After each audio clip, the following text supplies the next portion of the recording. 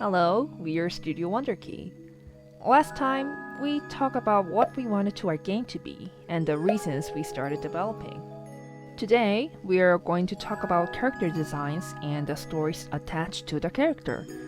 For the people who are curious about the last video, please click at the link at the top.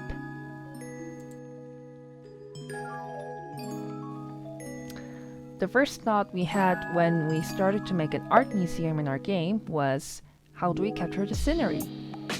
Because we wanted to capture the artistic yet conflicting atmosphere with our characters, as the game is set in an art museum.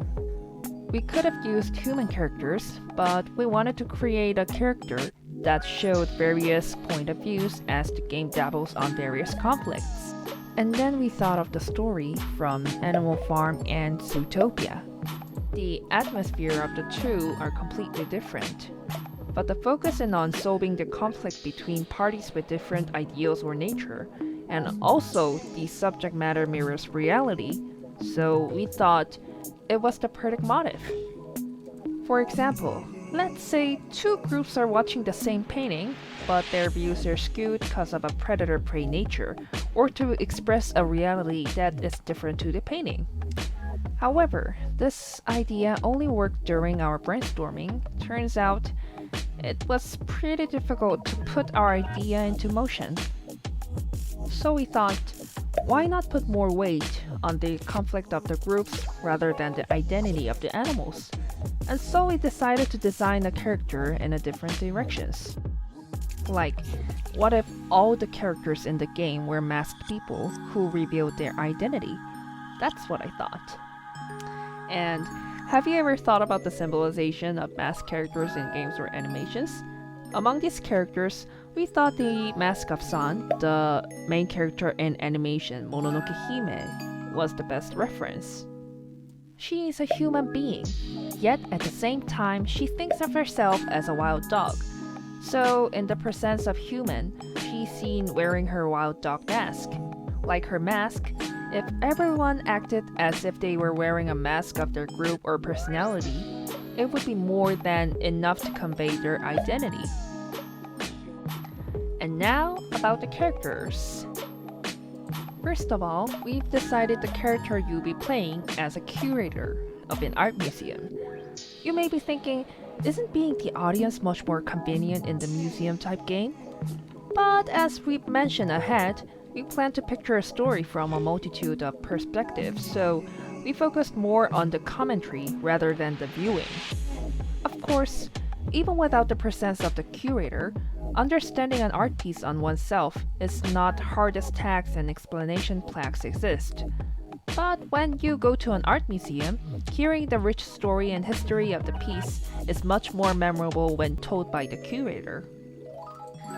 So at first, we thought about putting a specific image on a character, but the player preferences is important, so we choose to go with giving optional masks so that players can choose the images they want. Second, we are going to talk about the NPCs. We really needed a character to give out clues to the curator. This character was going to be the first thing the player would see and would also be right next to the curator giving crucial hints and tips, so this character needed a noticeable design. We thought the art museum needed to feel like an unknown space for a virgin player, and we want this character to play the role of attracting the audience like the White Rabbit from Alice in Wonderland. And here it is. We made a character wearing a rabbit mask. The rabbit will be the first character the player encounters in the art museum, and as player's assistant, will be guiding hand to giving out guides and hints. And they say, rabbits are very unexpressive, right? This unchanging poker face of a rabbit is what we thought was needed for this mysterious NPC. Lastly, now that we have established the character that will guide the player, we have the most important factor left, the audience. The audience were actually given some rule from the very beginning. It's to ignite conflict. We needed a clear set of characteristics, so we could set up a representative group and draw the animals that fit into it. For this part, we decided to use both Animal Farm and the humor of Zootopia as a reference. Remember Officer Clawhauser in Zootopia? The overweight donut-loving civil servant being portrayed as a cheetah was pretty memorable. We decided to include both general image that comes to mind when you think of an animal, as well as the image that comes bizarre from original, because it's completely out of expectation. Ultimately, this is our interpretation, so it might not come across as what the player expects it to be. But when you play the game, we believe it won't be too hard to grasp the overall flow and the story. I don't know if we are going to use all these references and concept arts currently in the making, but we'd like to tell you to keep an eye out for the characters you're going to likely encounter in our game.